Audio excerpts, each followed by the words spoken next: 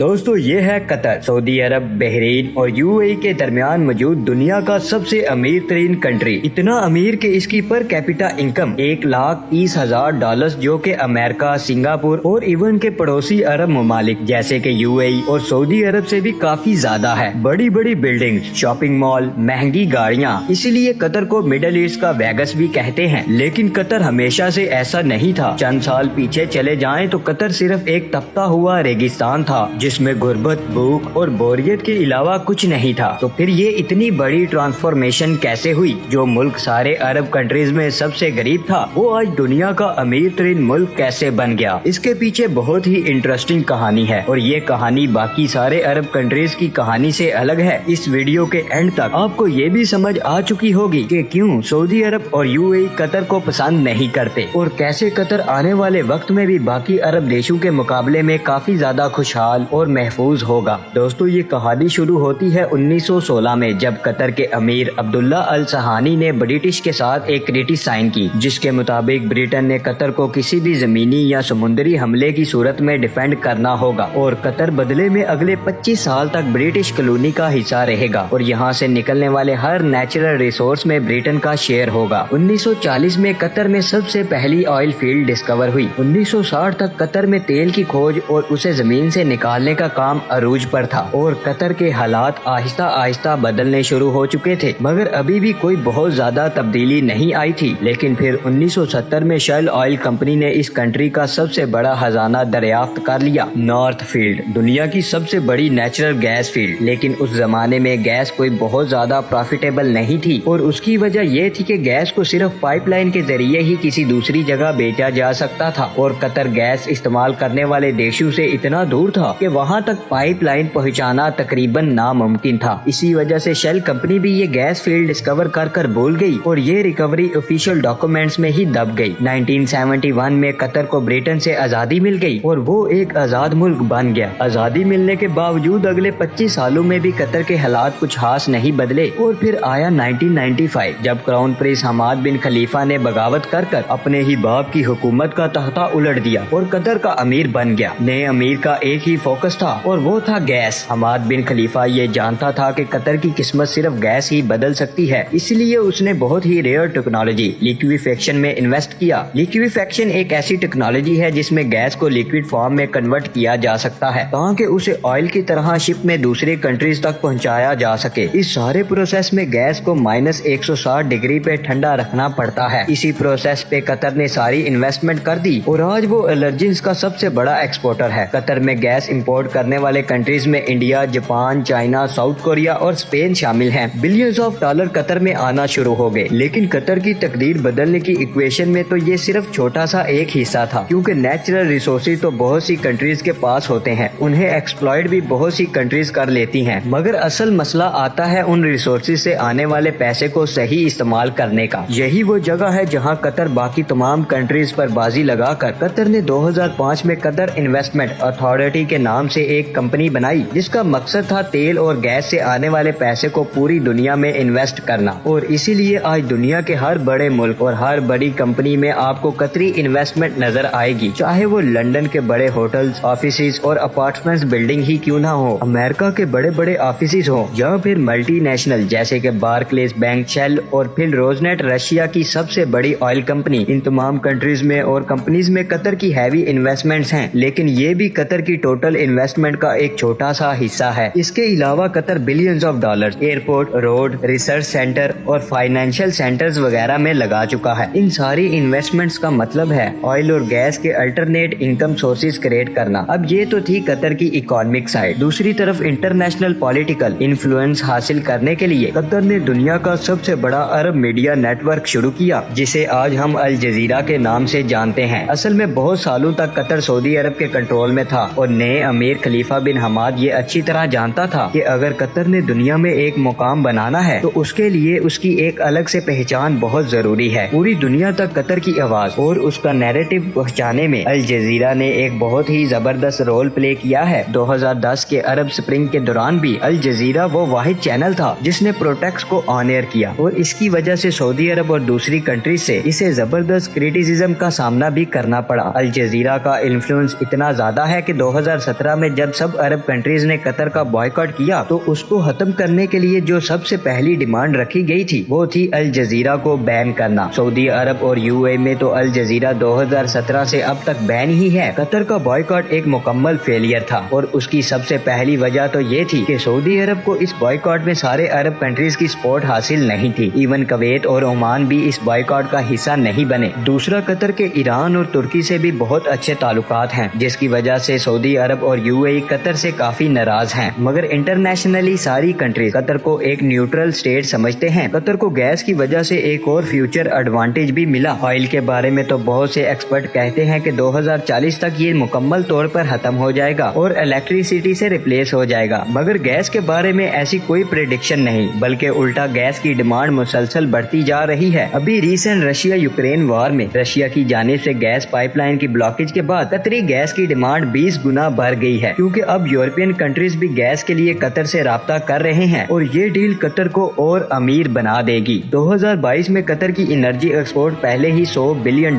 Cross कर चुकी है। तो कल को जब को बाकी ऑयल कंपनीज ऑयल रिप्लेस होने से परेशान होंगे, वहीं कतर को इस चेन से कोई फर्क नहीं पड़ेगा। और रिसेंटली वहाँ पर लेबर क्लास की कंडीशन को लेकर काफी सवाल भी उठाए गए हैं, लेकिन स्टिल कतर बाकी अरब देशों के मुकाबले में काफी ओपन स्टेट है, जहाँ मीडिया की आजादी है, इकोनॉमिक कंडीशन बेहतर है और फ्यूचर प्लानिंग भी होती है। आखिर में हम आते हैं उस हिस्से की तरफ जो शायद नेचुरल रिसोर्सेज से माला माल है, मगर पॉलिटिकल डिफरेंस, करप्शन और रिलीजियस एक्सट्रीमिज्म की वजह से इस वक्त गुर्बत, भूख और बदअमनी का शिकार है। कतर की आबादी का 60% साउथ एशियन है। इंडियन, पाकिस्तानी, बांग्लादेशी और नेपाली कतरी पॉपुलेशन का सबसे बड़ा ग्रुप है। अपने देश और प्यारों से हजारों मील दूर दिन रात मेहनत करते ये लोग हर वक्त ये ख्वाब देखते हैं कि कब इनके अपने कंट्रीज इतने खुशहाल होंगे कि इन्हें 7 समुंदर पार इस जला देने वाली गर्मी से निजात मिलेगी। हर वक्त सोशल मीडिया पर लड़ने वाले ये लोग बाहर की कंट्रीज में बिल्कुल मिलजुल कर रहते हैं, दुख बांटते हैं और एक दूसरे की मदद करते हैं, लेकिन जैसे ही ये वापस अपनी कंट्रीज में आते हैं तो वही पुराने पॉलिटिकल एजेंडे से मुतासिर होकर एक दूसरे को बुरा कहने और समझने लगते हैं। ना जाने ये हालात कब बदलेंगे, कब इस सब कॉन्टिनेंट के लोग ये फैसला करेंगे ये पॉलिटिशियन की डल्टी पॉलिटिशियन का हिस्सा नहीं बनेंगे, इस ब्रेन वॉशिंग से बाहर निकलेंगे और फाइनली ये फैसला करेंगे कि अब हमने अपनी अपनी कंट्रीज को उस मुकाम तक लेकर जाना है जहां पर आज नॉर्वे और कतर हैं। जी हाँ दोस्तों, ये थी हमारी आज की वीडियो। आई होप आप सबको वीडियो पसंद आई होगी। नीचे कमेंट कर अपनी राय हमारे साथ जरूर शेयर कीजिएगा और देखने वाले सब दोस्तों से गुजारिश है, अगर आपने हमारे चैनल को अभी तक सब्सक्राइब नहीं किया तो इसे सब्सक्राइब कर दें और साथ मौजूद बेल आइकन को भी प्रेस कर दें। वीडियो को एंड तक देखने के लिए आप सब दोस्तों का दिल से शुक्रिया।